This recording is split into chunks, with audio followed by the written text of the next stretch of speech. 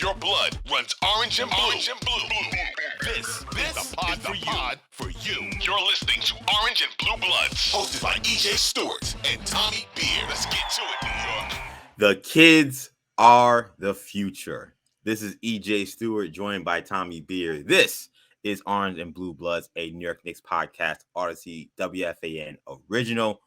Awesome big show we got today because we're going to be talking about this Knicks win over the Pacers, in which the young players who were in the lineup, some of them guys starting for the first time, not the first time of the season, but starting once again in the lineup because of some injuries and some guys getting some rest days, had some monster games in Indiana, and they made history in Knicks win over the Pacers. So we'll talk about that in just a bit.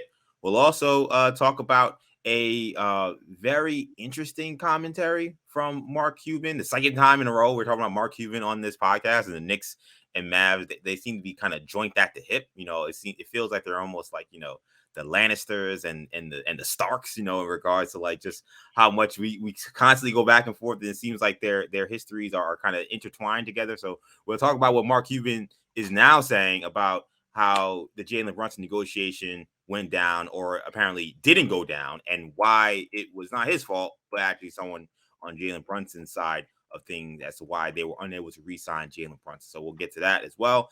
And we will also talk about, it is official, Knicks Cavs round 1. That is the matchup that is set. Cavs are 4, Knicks are 5, so there will not be any movement one way or another. Game 1 will start in Cleveland. We do not know the day yet. We'll probably know that maybe by Sunday. If not Sunday, then once the play-in situation is wrapped up. But we should know definitely earliest by Sunday what the deal is with the Knicks and the playoffs in terms of when they play. But we know who they play and where they play. That will be the Cleveland Cavaliers. So all of that coming to you on Orange and Blue Bloods. Once again, my guy Tommy is with me. Tommy, how you feeling on this lovely Thursday afternoon / evening that we're recording? I believe the children are the future. Teach them well and let them score 30 points apiece. Crazy 30 points. You know, we've had so many storylines, like so many crazy ways the Knicks have won games this season, and the first game, and that essentially doesn't mean anything. This entire season, Knicks locked into 4, can't go up, locked into 5 rather, can't go up to 4, can't go down to 6. You know, are we going to have anything to talk about? Is it going to be interesting without their 3 leading scorers on the season? 3 kids step up, 3 homegrown Knicks, all under the age of 25, each score 30 plus points. First time that has happened in 4 decades. So, you know, I thought that was a really cool game, like really interesting, fun game. Give pundits a lot to talk about when we wouldn't necessarily think we would. So let's get into it, EJ.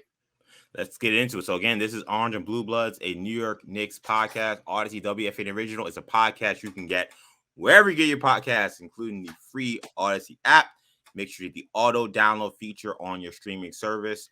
So you can make sure you get these episodes 3 times a week when we drop them. So this is our 3rd one this week. We'll be back next week with a slew of new episodes as we lead up into the playoffs. It's exciting to even say that. I'm smiling even saying that, because like, wow, this podcast, thinking of where we started and what we're leading up to, should be really awesome. So we got a week coming up next week. This is our last one this week, so make sure you hit the auto download feature on your streaming service. And also check us out on YouTube. You can find us both on the Audacy Sports channel and the WFAN channel on YouTube. So you can catch the videos on WFAN Audacy Sports YouTube. You can catch the audio wherever you get your podcasts, including, once again, the free Audacy app. So let's begin talking about this big Knicks win. So the Knicks were shorthanded Wednesday night, but still put on a historic performance in Indiana. The Knicks beat the Pacers 138-129, thanks to big scoring nights from Emmanuel Quickley, Quentin Grimes, and Obi Toppin. They became the first Knicks trio since 1979 to score 30 points each in the same game. Quickley led all scorers with 39. Grimes poured in 36. Toppin had 31. So the Knicks will go up as much as 14 in the 3rd quarter. This was a game that was kind of a seesaw battle. There were a couple of times when Knicks got double-digit leads, including in the 3rd quarter. Indiana got back into the game, and it was tight into the 4th. About 3/4 of the way through, the Knicks had a big 7-0 run when the game was tied at 120 to help put them ahead for good. Toppin had a pair of dunks. Grimes hit a huge 3. And that was essentially curtains for the Indiana Pacers on this evening, where they also were playing with a lot of their younger players, a lot of their star guys out of this one. Mitchell Robinson, who I think kind of went under the radar, I'm sure we'll talk about it, had also maybe one of his best games as a Knick. I mean, he had 14 points in this one, 16 rebounds, and 7 blocks. So not only did you have the lights out scoring from the young guns, Quick, QG, and Obi, but then Mitch also with a monster game as well. For the Pacers, it was Jalen Smith who led the team in scoring 18. TJ McConnell had another good game. I think he had about 17 points. It was a very balanced attack for Indiana, but not enough to overcome the big time scoring that happened from the Knicks young guy. So, Tommy, what does this performance tell you about this Knicks young core? Tells you a whole lot, EJ. I mean, listen, there was, talk.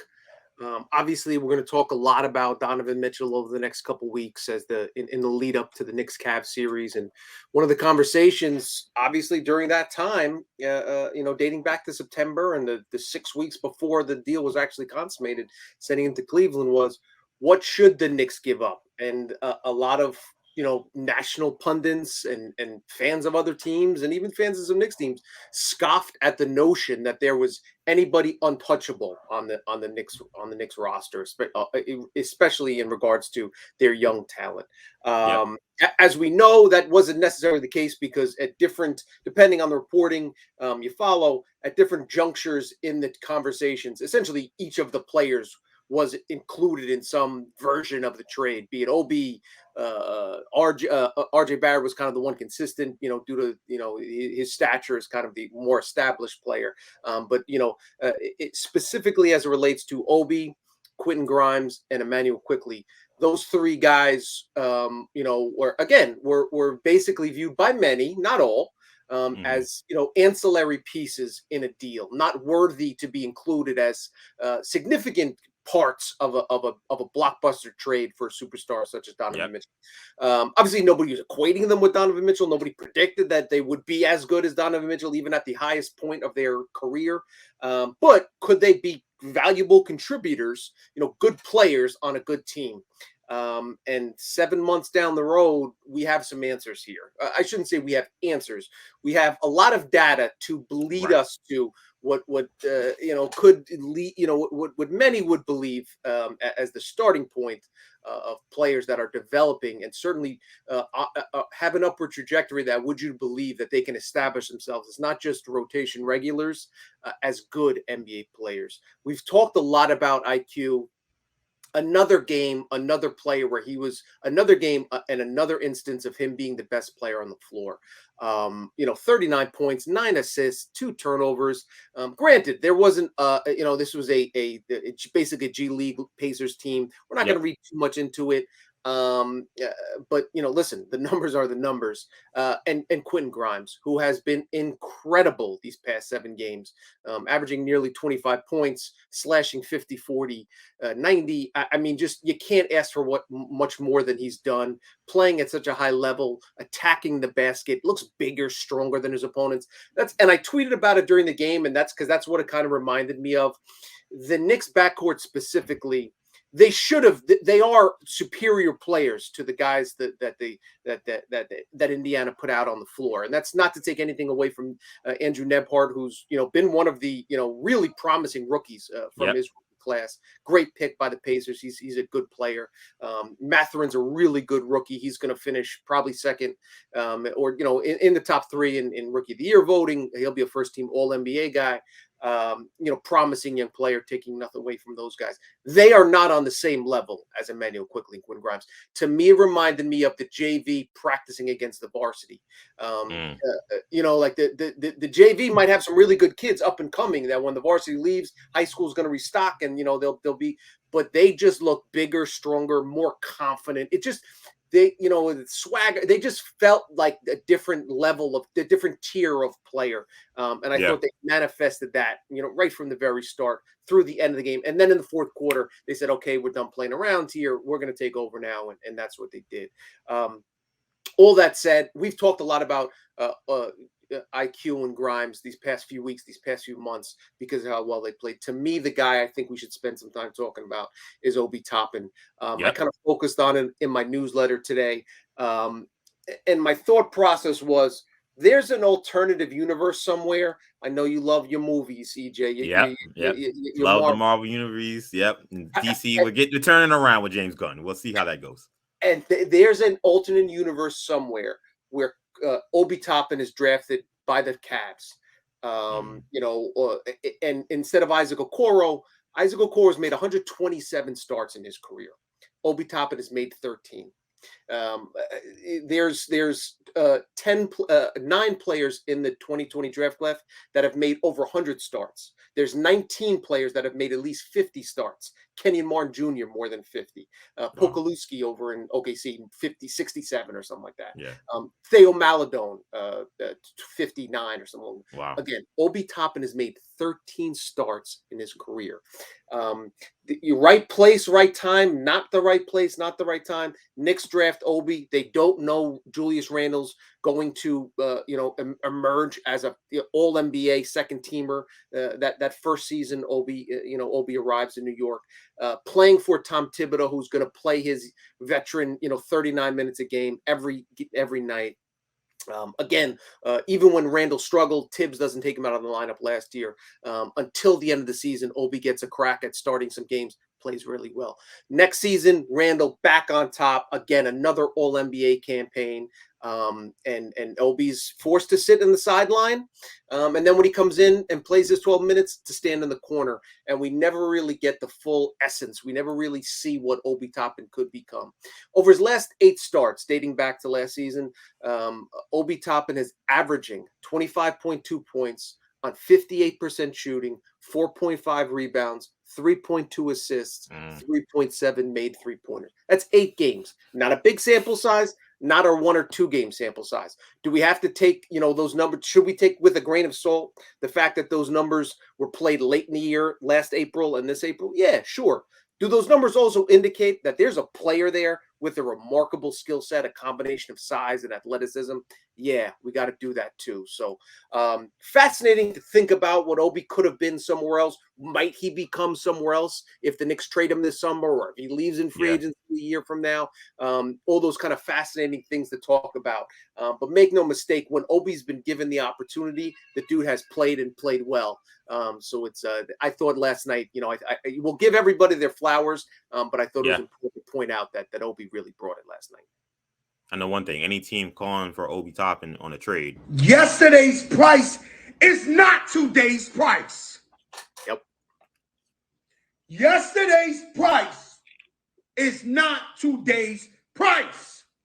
I mean, the only thing keeping Obi Toppin from being maybe a premier asset in any future trade is Julius Randle. I mean, and maybe Tom Thibodeau, I guess, maybe, because you have the numbers there. When he starts, when he gets real minutes, he produces.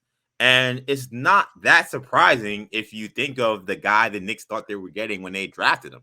This was a guy that was a National Player of the Year. This was a guy that people thought was going to run through the NCAA tournament. And he came into the NBA as a guy, you said, wow, this guy's already an offensive juggernaut. And he comes into the league, he's going to be ready-made, ready to go. And it wasn't. He was 22 when he came in. He wasn't a 19-year-old. Older player, exactly. Reasons that they thought he'd come in and make a big impact. Yeah, like I remember I did a segment on my New Generation Sports Talk podcast with my brother Kendall. Actually, I don't think it was that. I think it was a YouTube video. But we were talking about who are college players that could play in the bubble at that time. And I think the number one guy we had was Obi Toppin. We're like, this guy could play in the bubble right now. That's how good he is. That's how mature he is. So what you're seeing now in, what is this, now his 3rd year in the NBA, is not surprising. I mean, this is kind of who he was supposed to be, and it's only because of Randle's ascension and Tibbs messing with the minutes, messing with the role, is why you don't get this guy more often. I think what it tells me is, number one, what I've been saying for a long time is these are the good old days. Like, the Knicks are in a position now with the young players they have and the assets they have around the team beyond just the young players and the stars, the picks as well. The Knicks are going to be a perennial winner. Like and that maybe that doesn't sound bold, but when you think of what the last 20 years have been, like, that's pretty bold to say. That's bold. That's bold. Yeah, but like, to me, like, this is what you have. I mean, you lose your top 3 guys, arguably, definitely your top 3 scorers for sure. And you go into the game with the Pacers, that should be, and then it was a close game. It wasn't like they blew up the Pacers. Right. But like that's a game where like, all right, this is a pick 'em, and the Pacers really might be able to win this one. And not only do you win, but you win leaning on the three young guys going out there having basically career nights. Almost all three of them. IQ was 1 point off of his career high. Like that's I'm not going to take a lot from the Pacer game. I'm taking a lot from that performance individually from those guys and saying those are premier young talented players. And as long as those guys are around, either the Knicks are going to get a lot of good players for those guys, or those guys are going to be contributing to Knicks winning basketball. So that is a very exciting thing. I think the second thing I take away from this is Toppin. And Toppin is the story, even though I know QG scored more, I know IQ scored more. We know those guys are going to be around. They're not going anywhere unless it's some LeBron James wants to be traded, something like that. Obi is interesting because you watch the way the Knicks play with him in the starting lineup and not Randall. And it's a different style of offense. And Randall's productive. So it's not like, I'm not even going to say they're even more productive per se. But they are, I think, just as productive. And they seem way more free-flowing. They seem way more athletic. They get up and down the court. Like Obi, I saw some great clips online. Shout out, I don't remember who did this one, but shout out to all the guys who do a great job cutting clips on Twitter. Like Obi simply just like get the ball and just swinging it quickly. How much that gets guys open looks because Randall will get it and hold it. And that changes things. Like, if there's a world, you have an alternate world where Obi Toppin is on the Cavs, I'm still wondering about this alternate reality where Obi Toppin is still the starting point of power forward of the Knicks and Julius Randle is not here. Now, I don't know what you could get for Julius Randle for a trade. I'm not even suggesting yet that this is the option that they should go with. But you look at Toppin, you know he's going to be cheaper. You know he's younger. You don't have the whatever the temper thing you want to call Randle. I don't want to make it bigger than what it is, but it is something. You don't have any of that. And you have Randall on a relatively movable deal. Like, I wonder at what point do you seriously consider, hey, maybe we can get a lot more for trading Julius Randle, and maybe we pair Randle with RJ and we get like a superstar wing, or trade just Randle and you get a star wing. Instead of trading RJ, or maybe you combine them, or trading Toppin in the deal that, it's kind of like answer. You trade Toppin essentially to make room for maybe this Mavericks draft pick that's not going to be the stretch four come off the bench. I think this is a serious question to have because every time Obi Toppin starts, he looks like a future star. I mean, that's what it is. We can talk about when it's happening. We can talk about who it's against, but there's no denying that when he plays like this, he looks like a future star. And the idea that you're talking earlier in the year about should we trade him for Derek Vanderbilt in the first, like that stuff sounds crazy when I watch the way he plays when he starts. And then I think that's something that's the takeaway for me is what do the Knicks do at power forward? I still don't know. The answer is still not definitive to me. It's a fair point. It's a fascinating topic of conversation. The other thing is the reason, he's talked about for, Jared Vanderbilt and a pick is because when you see him play 12 minutes a night, there's weeks where he doesn't make. Yeah. He can't do this in playing 12 minutes. Yes. And so if he did this, could the Knicks win consistently? It's all those are questions that are unanswered, unfortunately. When you think, the Knicks front office and coaching staff would have a better feel of it than anybody else. So, but when Randall's playing at an all NBA level, it's really difficult for him to give him minutes. So there's just so much there. But is 100. You're not doing your due diligence as a front office if you're not at least contemplating. What's the net result? What's the greater net result? We trade Randall and we take a step backwards because no matter how well Obi plays, I'd be shocked if he averages 24, 10, and 5 and performs at an all NBA level. Obi's not a good rebounder yet. Yep. Obi's not a good defender yet. So it's not like you're taking Randall out of the lineup and putting in some stud, versatile defender in Obi Toppin. But from the body of work we've seen, the games he started, the games where he's played significant minutes, his college, his senior year at college, all those things tell us that he could be a part of a very productive, high-functioning NBA offense. You have to cover for him a little bit defensively. Anyway, so that's the conversation you have. We take a step backwards a little bit. Is it 15% less? Is it 30% less? Is it 3% less? Is it 45%? You take a step back with Obi, but then we add whatever we're bringing in return for Obi. And this new roster, is that better than taking away Obi, losing the piece and the upward and the ceiling that Obi presents? Also an insurance policy, a breaking case of glass, but eventually you're gonna have to pay him, so you're gonna lose that insurance policy at some point anyway. If you trade away Obi and you're essentially selling low, I think most people would agree. Somebody else is gonna probably reap the rewards of him, of getting him at a discount. These are fascinating questions that the front office would obviously not going to have it now, and they're not going to have it 2 weeks from now, and hopefully they don't have it another month from now because the Knicks are in the second round. But at some point this summer, they really have to sit down and say, do we sell high on Julius Randle or do we sell low on Obi Toppin? And that's a fascinating discussion. And you know what really accelerates that conversation? As I've talked about, and shout out to Brandon Tierney. I was working on teaching Tierney earlier today, and he made a great point. I mean, Randall, you're talking about a reevaluation of his ankle essentially right before the playoffs. We don't know what that's going to turn out to be. The reevaluation could be he needs another week. He needs another 2 weeks. Yep. Like, who's to say Randall doesn't play the first 2 games? Something I posted on Twitter. The Knicks don't go into Cleveland with Obi Toppin in the starting lineup. Obi lights it up. They steal a game in Cleveland, and you come back now 1-1, and now Randall is back in the lineup. Maybe they take 2 games in Cleveland. Maybe Randall doesn't play in New York. What if you sweep them or get in 5 games or beat them in 5 games, and now you have Obi Toppin, who was the guy who was playing during this time? That's a scenario where I'm not saying it's a bad thing, but I think then the Knicks would seriously. I don't think this has been a conundrum. I don't think the Knicks have taken it very seriously. I don't think they've been serious about trading Obi Toppin. I don't think they've been serious at all about trading Randall at any point or even dealing with the issues he's had from time to time. I think that if that were to happen, and I think that it is on the table just because of Randall's health right now, that will now make that conversation real. And how they swing that, I don't know, but that would be the scenario where you say, okay, this thing that I think a lot of the fans think is a high priority, I think the Knicks would say, okay, now this is also a high priority for us. Yeah, I mean, listen, and keep in mind that Obi was one of the few Knicks that played well in that Hawks series in the postseason 2 years ago. As a rookie, the one game he played more than 12 minutes, he scored 13 points. And the thing that you like about Obi is is a safe player in the respect that you're not relying on him to take 19, 23 shots a night. He gets his points, where he can get them. Yes, he's developed a 3-pointer, which is something he didn't even have, much to speak of coming into the league. You knew he could dunk. You knew he led the nation in dunks during his final season at Dayton.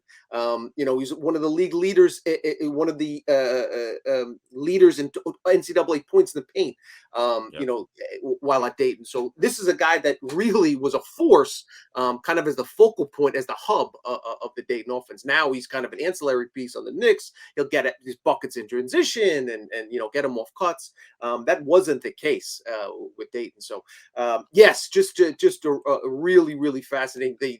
And as you know, the Randall injury really makes it even that much more fascinating to see how the first couple games of the round 1 series against the Cavs play out. Let's say even if Randall comes back for game 1, because he wants to rush back and avoid this conversation if possible. He tweaks his ankle in game 1 and isn't fully healthy. He comes back and they lose game 1. He sits out game 2 and game 3, and Obi plays well. There's just so many different things that could go on that could really make this interesting. I don't know for a fact, but I would surmise that it would not surprise me. Randall saw that performance in Indiana and got right into that cold tub, got whatever treatment he needed at that moment, because he's like, there's a guy here who, if I'm not out there, he could put up the offensive numbers I can put up. He may not be able to rebound or defend, or when Randall wants to, or dish out assists the way I do, but he could score the ball. We've seen we had big games last year. We saw him have a big one in Indiana, so that was great to see. Real quickly before we move on, you feel comfortable about Mitch getting back on track on this one? Like, this was, I think shout out to Tibbs, because I think he was right when they asked him about the guy scoring 30. He said, I want to first talk about Mitchell Robinson. That was one of his best games. I agree with him. 100%. The crazy thing is the Knicks had those 3 guys score 30 plus points. The best all around player in that game was Mitchell Robinson, second player in Knicks franchise history to grab more than 15 rebounds and block more than 6 shots in the same game. The other guy, as you might guess, is Patrick Ewing, who did it 4 times. But Mitch was as active as I've seen him all season. He just looked like a man possessed bully ball, taking blocks away from guys, just catching it and passing it. Just had a look of disdain. Like, don't bring that in, I'm different, dude. Like, this is me right now. He just played with an extreme confidence. We talked about how he didn't look 100% after he banged his knee a couple weeks ago. He looked fully healthy. And I honestly think it'd be a good idea to sit him these final 2 games. Let him rest, put him in bubble wrap, because we know he's injury prone, and just let him enter the postseason playing as confidently. Because again, circling back to that Atlanta series, Knicks didn't have that. Knicks didn't have, a dominant interior Mitch Robinson, during that Atlanta series. If he can play on par with Jared Allen and Evan Mobley and kind of neutralize those guys a little bit, I mean, it's impossible to overstate his importance. If he can play like he did last night, and that wasn't the first time he's had those type of games, those specific skill set, but he had a lull in the middle of the year here where Hartenstein really kind of eclipsed him in terms of production and importance from the center perspective. But back in December, January, he was playing at a very high level as well. And we know the Knicks are going to score. They actually jumped up ahead of Denver last night in terms of offensive efficiency on the season. They're now top 4 in the NBA, just a scotch behind the Celtics. I mean, who would have thought that was going to be something you would have saw if you talked about that prior to the season? Like, it's unbelievable. So we know they're going to score. The question is, can they defend at a really high level? And that's obviously what you're going to need to do against a high-powered Cleveland offense. And the key to that back line, obviously, is Mitchell Robinson, who can cover up all types of mistakes. And even when you have elite defenders on the wing, if you're playing, the trio of IQ, Grimes, and Hart, there's still, when you're playing a guy as good as Donovan Mitchell, with a really good point guard at his side and Darius Garland, there's going to be cracks in that perimeter. They're going to get to the basket. So if you can have an elite shot blocking presence and somebody who can rebound on both ends of the floor in a healthy, motivated, happy, just that Mitchell Robinson, that really changes the dynamic of the series. Mitchell Robinson will be crucial for the Knicks' chances in the postseason in a couple of weeks. So Knicks win 138-129 over the Pacers. And let's talk about that playoff matchup, because the first round for the Knicks is set. Nets lost on Tuesday. Knicks secured the 5 seed. The Cavs got locked into the 4 seed after the Sixers won on Tuesday. Joel Embiid had his maybe MVP moment against the Celtics in that game. So then the Cavs were locked at 4, meaning Knicks, Cavs will play each other in round 1 of the Eastern Conference playoffs, with game 1 beginning in Cleveland. So these 2 teams, like I said, they're like this is actually not like the Lancers or Stark. This is a different kind of comparing with 2 franchises that seem to be all connected. They're not. So what are they? Maybe I'm trying to think of some other, the Boltons and someone else. Who knows? Rosencrantz and Montagues. Little. There you go. Yeah, get some Romeo and Juliet in there. Yeah. But it feels like these franchises are attached to the hip, especially since what happened over the summer where the Cavs swooped in to get Donovan Mitchell from the Jazz after a month of speculation that the Knicks were close to making a deal for Donovan Mitchell. That, of course, did not happen. The Knicks won the regular season matchup 3-1.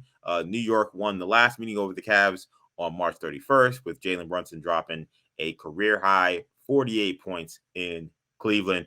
So we'll have, 700 million ways to break down the series next week when the season wraps up. But we'll have a shorter conversation and maybe a more focused conversation today. I want to begin with one question. Which team do you think has more pressure coming into round 1? So I think that both teams come in with, a lot of pressure. I think both fan bases expecting them to win. So that always kind of ratchets it up.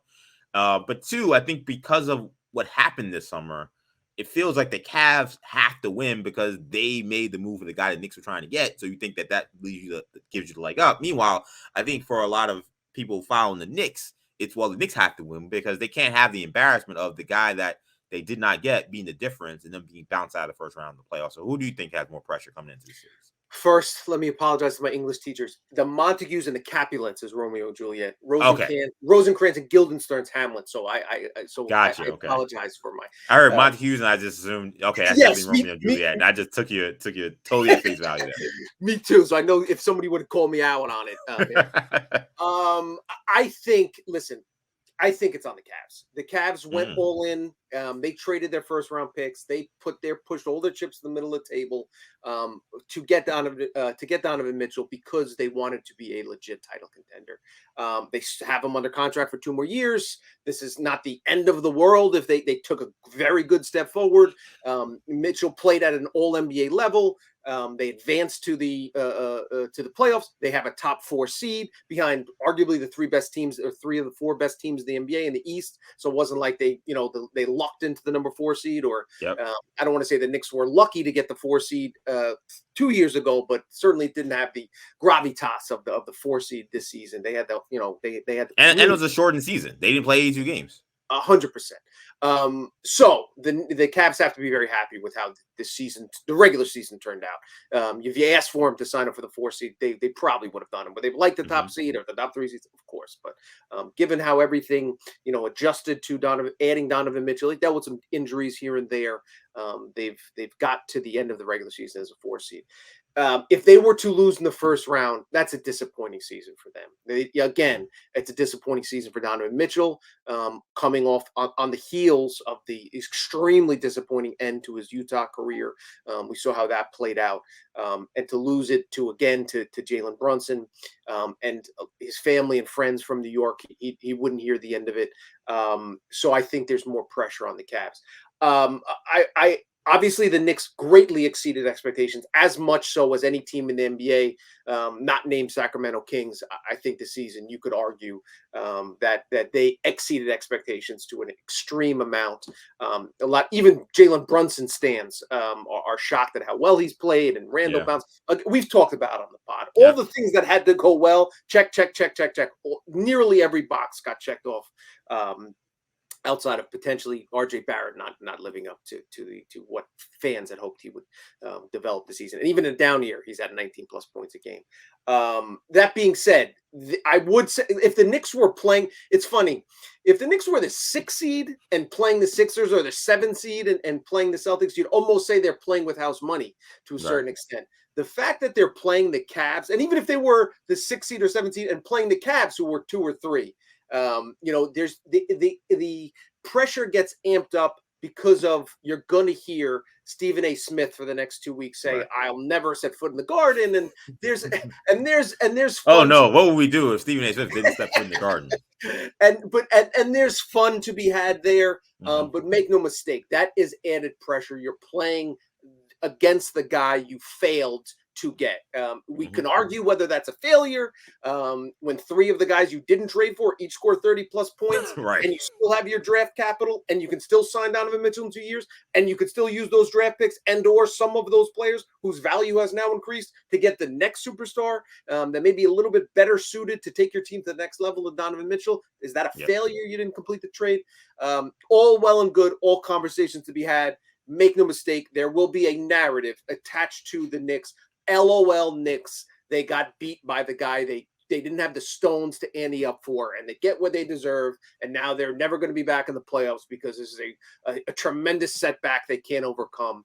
I don't buy into that. You don't buy into that. But it would be dishonest to say that narrative won't be out there and that the players aren't aware that they're playing Donovan Mitchell. Yeah, I think narratively it is absolutely the Knicks because of all the things you just mentioned. I think there's a case to be made that even in reality, it's still the Knicks. And here's why I'll say that. Cleveland, I think a lot of people look at Cleveland as one of the teams that are next. One of the teams that in the next 2-3 years, they'll have a roster of younger players that have now grown up, developed, to their full potential or close to their full potential. Evan Mobley looks like he's going to be an all-NBA guy very soon. We know Darius Garland was an all-star last season, still putting up great numbers this season. Jared Allen, one of the top premier bigs in the NBA, particularly defensively. And then you got Donovan Mitchell for at least 2 seasons. I think there's a feeling that even if they don't somehow do it this year, it would be surprising, I think, if you came into it, wow, they got home field and didn't get out of the first round. That would be surprising to people, but the Eastern Conference was expected to be, especially towards the bottom half, a lot tougher than it ended up being. So I think I could see that result saying, okay, you're a year away. Let's see what happens next year. I think the reason why I'll say the Knicks have a little more pressure is because of those narratives, but also I think the pressure then goes on Leon Rose to say, okay, you now have to fix this roster. And not to say that it's broken per se. Clearly it's not. They won 47 games. They have a chance to win 49 games this season, almost 50. So it's not a broken roster. But I think if the fans go through what they went through in the Atlanta series, or even something not as painful, maybe it's a 6-game series loss, maybe it's even 7. I think there'll be pressure to say you have to do something. You cannot come into next season and say we're just running it back with essentially the same core. Maybe that would be fine. Like, to be honest, it wouldn't drive me crazy considering just how good these guys have played this season and how much we're continuing to see them improve. But I just don't think that it would be allowed. So I think that that's where the pressure comes in, because now you have to do a move. You have to make something happen. Maybe James Dolan is saying, hey, you have to make something happen. Like we saw what happened last time. We didn't do anything. We brought back the same old guys from the previous season. We got, our heads caved in 2022. They're not going to allow it to happen again. So that's where the pressure comes in, because then it's like, all right, well, you don't want to be forcing yourself to do something that ends up being more detrimental than what a Donovan Mitchell trade would have been had you given up your 3 or 4 unprotected firsts and IQ and RJ and Toppin or Quentin Grimes or whatever that would have been. That's where I think that pressure comes in. I think the front office then feels it. They can't afford to have, they may not have a choice. They lose. But I think that if they have a bad showing in this first round, that would be a tough pill to swallow. I'll push back in this sense. If they get swept, all bets off, then, we have to reevaluate things. Assuming the series goes 6 games and they lose in game 6 at the Garden, that would sting. But, immediately aftermath, we got to change things. Take a deep breath, wait a week. We'll see. They lose it's close in the fourth quarter of game 7. 2 weeks after the season ends, Knicks fans and everybody will have a positive feeling about the season, I assume. Obviously, if they win, that changes things. But I would push back in this sense in terms of, let's say the Knicks lose in 5, which would be disappointing. Let's say they even if they lose let's say they lose in 6. I think this season has bought Leon Rose a fair amount of equity and some time. I definitely agree with that. The question of whether to bring back Tibbs is not hanging over this team. Sensible fans would recognize the practicality and the good sense of I shouldn't say all fans, but I would argue a majority of fans would recognize that bringing back this core and giving them another crack at it, and then if we need to readjust at next season's deadline, makes some sense. Makes a lot of sense, as opposed to, I think most fans recognize that the 2021 team, bringing that group back didn't make a lot of sense for the reasons we've talked about. So I think that there would be, I totally understand what you're saying in terms of New York ownership, pressure to tweak the thing if it's not immediately perfect right now, and allowing good to be the enemy of great. But I'm not sold on that, but I understand it. The other thing argument I think could be made in terms of increased pressure on Cleveland. Donovan Mitchell has a player option for the final year of his contract. That's 25, 26. So yes, that's 3 years from now. They have him at least 2 more seasons.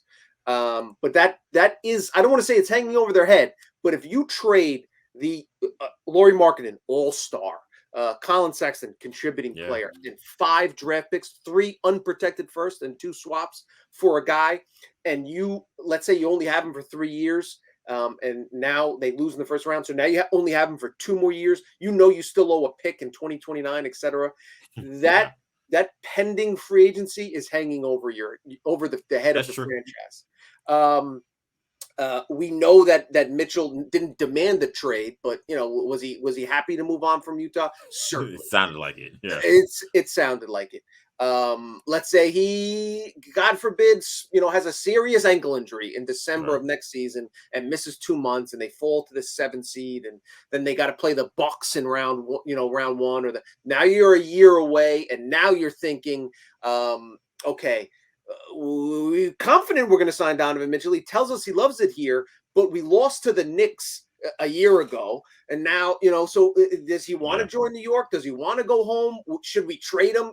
These are questions you at least have to ask yourself, because if you lose him in free agency, then your franchise is crippled. I shouldn't say crippled. Again, they still have Garland and Allen. Right. That's what I was gonna say. Yeah. And Mobley's locked they have up. They have a landing spot, but they have a nice little floor where it's not devastating. They have enough good young players. Pachuk, you don't want to trade 5 first-round picks for a guy and win 1 playoff series. Ask the Nets how they view their Kyrie Irving KD experience. That is true. So I just think. If they don't win it this year, if they lose in the first round, 2 of all teams, the Knicks, who everyone is going to be talking about Donovan Mitchell, if he ever approaches free agency and he doesn't agree to an extension, the cap raising, the new CBA where you can extend for 140% of your previous number, maybe that increases the likelihood he forgoes. Maybe they lock him into a long-term deal. Again, that's years down the line, but as we know, nothing is promised. A lot of teams, listen, ask OKC Thunder fans. They were convinced, they lost in the first year. They made it to the finals, all the way to the finals, and they lost to the Heat. But listen, we're going to win like 5 titles. Okay? We got Durant, Westbrook, and Harden. Like, are you kidding me? So we'll see. Is Garland happy being the second guy? All these things factor into it. So if I'm a Cavs fan, I want to get that first playoff series against the Knicks under my belt.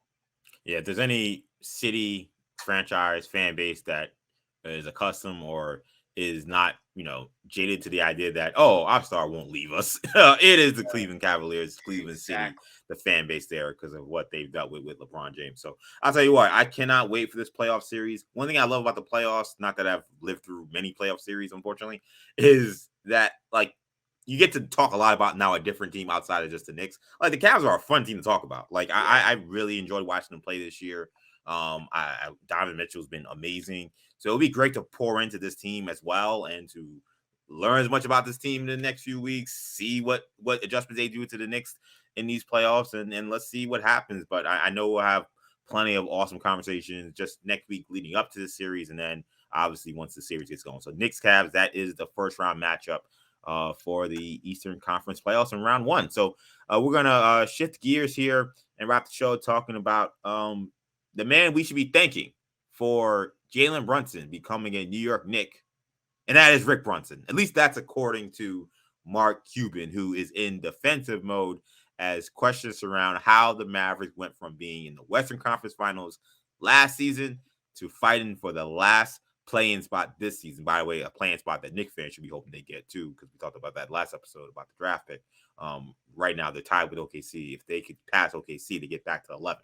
Anyway, he said Jalen Brunson's dad, Rick Brunson, is the reason that Jalen Brunson is no longer in Dallas, that he's a Knick. Speaking with reporters in Dallas earlier this week, I think it was Wednesday, Cuban said negotiating with Brunson, quote, went south when Rick took over, when the parent took over, or parents took over. Cuban rejected the notion by Jalen and his father, something we've heard oftentimes by Rick Brunson, who is the assistant for the Knicks, assistant coach. They both had said that they went to Dallas and said, hey, we'll sign for 4 years, $55 million last year. Cuban says that's not true. He even was reading texts to it sounded like a very weird gaggle. He was apparently reading texts between his agent, or Jalen Brunson's agent, and the Nico Harrison, the general manager of the Mavericks, but they were going back and forth about what Rick Brunson was demanding. Apparently, he said that Jalen's going to get between $18 and $23 million next season. So he was trying to debunk the idea that he was willing to sign for 4 years, $55 million. He also says that he was never given an opportunity to actually offer Jalen Brunson a contract this summer. He says that the Mavs never got the offer from the Knicks in terms of what it was, or at least Jalen Brunson's team didn't tell him what the Knicks offer was. And that he says that had he known what the Knicks offer was, that he would have, quote, matched it in a heartbeat. So, Tommy, is it fair for Mark Cuban to blame Rick Brunson for losing Jalen Brunson? Listen, I'm not going to pretend to know what the internal dialogue between the agent and the father and the player and the owner. Bottom line, they dropped the ball. Listen, Yep. there in as bad a way. I mean, there's fumbling the bag, and then there's fumbling the bag. I mean, these guys had Jalen Brunson in house for 4 years, and couldn't keep him. Listen, forget about January. Why didn't they sign him to an extension the year prior? Right. The summer Exactly. before, they had 3 years worth of data, 3 years worth of knowledge, locker room, and if you, listen, so again, did they wait? Rick Brunson and Jalen have both gone on record saying they were willing to sign a 4-year, $55 million contract extension. Essentially, Cuban's got to call them liars to dispute that. And apparently, he showed text messages, and I again, Brunson was a second round draft pick. He had never had life-changing money like that. His father was a journeyman point guard. He had never had life-changing money like that. Dude was coaching high school a couple of years prior to the situation. So you put $55 million in front of somebody. That hasn't made that type of money. It's going to be difficult to turn down. It makes sense. It was the same exact situation with Dorian Finney-Smith. They held off on it right up until the deadline because they wanted to see if they could move him in a trade and contract-wise. The other thing working against that, Cuban's argument is if you thought that you weren't going to be able to, or if flat out the Brunsons told you we're not signing that extension and we're going to become an unrestricted free agent 4 months from now. There's a guy in New York that's, the godfather that is very close ties. And even before Rick got on the bench, I'm talking about Leon Rose's presence in New York. Yeah. In other words, when Rick's signed to be an assistant coach under Tibbs, that wasn't the first time we had heard, hey, maybe Jalen Brunson might sign with New York. This thing was in the works years ahead of time. If you didn't think that if you were told that if they flat out told you we're not signing an extension, then you got to trade him at the deadline. And again, recoup some assets for a player that's very valuable. Again, the whole situation is weird. I don't know what happened, but Cuban has got to take a hit here because we've seen the Mavs where Knicks fans are all Mavs fans. Good win by the way on Wednesday. Yes, shout out to Kyrie Irving. There exactly. You go. That boy. Way to come through, Kyrie. I don't know why these haters are always knocking you for your free thinker, bro.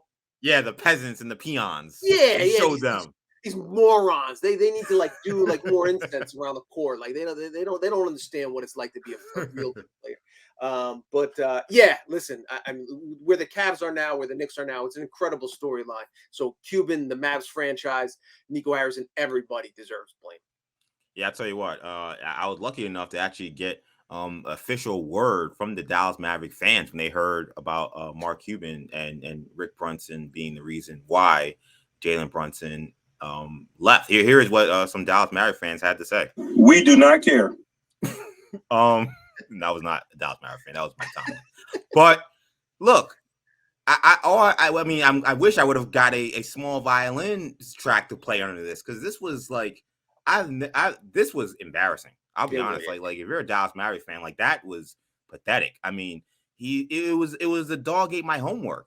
It was he told us he would sign, and then the dad got involved, and great job of the reporters said, all right, well then why didn't you trade him? They're like, well, we thought we could change his mind. So wait a minute, how could you say you never had a chance to sign him, and then say, well, we thought we could change his mind? Clearly, you thought you did have a chance to sign him. So which one isn't, Mark Cuban? So I mean, this was embarrassing. This is a owner / he also works very tightly with the front office. He's not GM, but this is an owner who is built a championship roster, and to hear him groveling over someone's dad, it sounded like an AAU coach or a high school coach that lost his best player on some shady stuff, and he's just blaming the parents. Like, this is the NBA, and Cuban really went into this bag. I mean, I felt like it was beneath him. I know he's someone that's not afraid to speak his mind or not afraid to sling shots, but I also thought it was a little classless because of Jalen and Rick have never, besides saying that they would have signed for the less money, which makes Dallas look bad. they have not said anything bad about Dallas at all. They have not badmouthed them in any way. I mean, Jalen Brunson's like, if you ask him anything that's not related to the Knicks winning that night, he gets very defensive. He doesn't like to talk about anything else.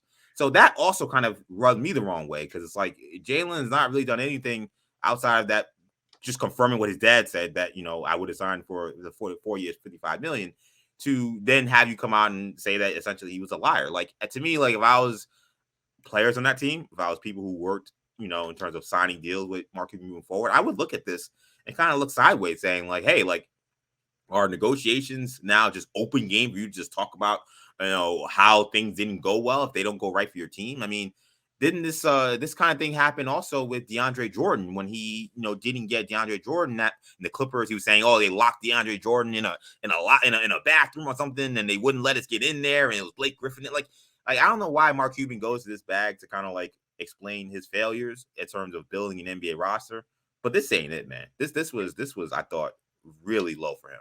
It's a really good point on Brunson, especially too, because he brilliantly follows the Derek Jeter school of dealing with the media, star New York athlete dealing with the media. And Brunson's nowhere near the level of popularity that Jeter is, but he says a lot that means absolutely nothing at all. You know, we'll never give an opponent a good quote. We'll never give a beat writer a juicy tidbit. You know, not behind the scenes, on the record, nothing. Like, he's just a bland, boring stud point guard, and that's everything you could hope for. If you're a real fan of a team, is a guy that answers all the questions and deals with the media professionally, but makes it really hard for them to do their job. Their job being stir up controversy and, you know, some members of the media to you know, generate interest. So yes, for that point, and also and on a related note, a lot of players not named Jalen Brunson would have had a lot to say and would have had a lot to tweet, whether it's, you know, innocuously or serendipity. You know, like, there would have been a lot of eye emojis, you know, and pointing to the Mavs record, or you know, and hey, like, what's going on? I haven't checked the standings in a little while. Stuff that could be interpreted as they let me go, and what happened. A lot of players put in the same position where they leave a team that had went to the Western Conference Finals and the team falls through the ceiling, and they join a team that had been in the tank for 2 decades and now they're, you know, playoff bound. A lot of players would have had a lot to say. Brunson has never badmouthed anyone in the organization, so I thought that was odd timing and odd context, to say the least. One last thing on the Mavs, I'll say. I would have, you asked me a couple days ago or a week ago, or the day they made the Kyrie Irving trade, I would have said the worst possible scenario is the Mavs miss the playoffs. You know, just could you imagine the day? I would have said that. No. Now I know the worst possible scenario for the Mavericks is to just miss the playoffs with Kyrie having some great fourth quarters and saying, we're going to do whatever it takes to sign him, and signing Kyrie Irving to a 4-year or 3-year contract extension for Warmer, giving him anything, you know, again, because if you miss the playoffs, oh my God, that's a nightmare. But at least you learned your lesson in the short term. You let Kyrie walk. You use that cap space that you created in the deal to to sign a different free agent or trade for a different point guard, you know, because now you're you know, $30 million under the cap. You can absorb salary. You just give a lot, you know. The worst thing that could possibly happen to the Mavericks is them fooling themselves that Kyrie Irving doesn't say anything or do anything stupid for 6 days in a row and plays as he's capable of playing. And now they're lured into signing him to a long-term extension. And now they have linked him to the hip of Luka Doncic for the next 3+ years, which greatly increases the chances that Luka Doncic leaves Dallas in 2027 or whatever the first year he's eligible. I will, if the Mavs do that, what can I say? They traded for him, so I can't say it's impossible, but I would just be flabbergasted. I tell you what, I mean, you know, Cuban, maybe, again, this is not someone who plays it close to the vest. I mean, we saw what he talked about with Jalen Brunson. I mean, the way he was talking in this same press guy, well, he sounded like they're going to sign Kyrie Irving. Now, he didn't say how long or how much money or how many years, but like, he said that they want to keep him. So And to Kyrie's credit, all of his teammates have said he's been great. There's been no problems, and I'm sure there's not because he's trying to get a contract. He doesn't want to be an issue.